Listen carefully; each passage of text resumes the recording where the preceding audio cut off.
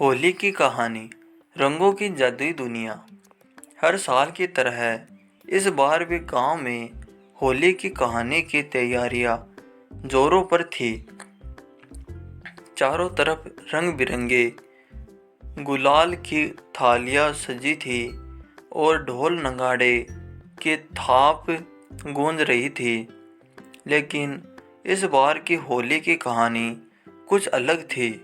गांव के बीचों बीच बनी पुरानी हवेली, जो सालों से खामोश पड़ी थी, इस बार चर्चा का केंद्र बन गई थी। लोग कहते थे कि हवेली में कोई रहस्य छिपा है और होली के दिन वो रहस्य सामने आने वाला था।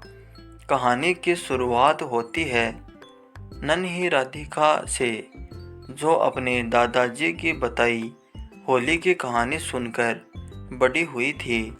दादाजी हमेशा कहते, होली सिर्फ रंगों का त्योहार नहीं, बल्कि मन के भावों को उजागर करने का मौका है। राधिका को यह बातें बचपन से आकर्षित करती थी। इस बार उसने ठान लिया था कि वो हवेली के रहस्य को सुलझाएगी। होली से एक दिन पहले राधिका अपने दोस्त कृष्णा के साथ हवेली की ओर निकली।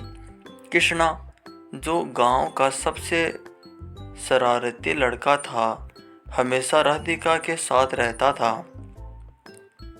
दोनों की दोस्ती गांव में मशहूर थी। हवेली के दरवाजे पर पहुंचते ही उन्हें एक पुरानी डायरी मिली, जिसके पन्नों पर लिखा था, यह होली की कहानी दो प्रेमियों की है जो रंगों में खो गई। राधिका और कृष्णा ने डायरी को खोलकर पढ़ना शुरू किया। डायरी में लिखी कहानी 100 साल पुरानी थी। उसमें एक लड़की माया और एक लड़के रंगीलाल की प्रेम कहानी थी। माया गांव की सबसे खूबसूरत लड़की थी और रंगीलाल एक चित्रकार था, जो अपने रंगों से हर चीज़ को जीवित कर देता था। दोनों की मुलाकात एक होली के दिन हुई थी, जब रंगीलाल ने माया के चेहरे पर गुलाल लगाया था। उस एक पल में दोनों के दिल रंगों से भर गए, लेकिन उन होली की कहानी अधूरी रह गई। गांव वालों ने उनके प्यार को स्वीकार नहीं किया और माया को हवेली में कैद कर दिया गया। रंगीलाल हर होली पर हवेली के बाहर रंग बिखेरता रहा, यह उम्मीद करते हुए कि माया एक दिन बाहर आएगी। राधिका की आंखों से आंसू आ गए। उसने कृष्णा से कहा, यह होली की कहानी हमें पूरी करनी होगी। कृष्णा ने हंसते हुए कहा, तो चलो इस होली में हम माया और रंगीलाल को फिर से मिलाएंगे। दोनों ने तय किया कि वो हवेली में छिपे रहस्य को ढूंढेंगे और उस प्रेम कहानी को एक नया अंत देंगे। होली का दिन आया। गांव में रंगों की बौछार हो रही थी। राधिका और कृष्णा हवेली के अंदर घुसे। वहां उन्हें एक पुराना चित्र मिला, जिसमें माया और रंगीलाल एक दूसरे के सामने खड़े थे, रंगों से सने हुए। चित्र के पीछे लिखा था, हमारी होली की कहानी यहाँ ख़त्म नहीं होगी। तभी हवेली में हल्की सी हवा चली और एक पुरानी तिजोरी खुल गई। उसमें माया का एक रंग बिरंगा दुपट्टा और रंगीलाल की बनाई एक छोटी मूर्ति थी। राधिका ने दुपट्टे को उठाया और उसे हवा में लहराया। ऐसा लगा जैसे हवेली में कोई ऊर्जा जाग उठी हो। उसी रात जब गांव वाले होलिका दहन के लिए इकट्ठा हुए।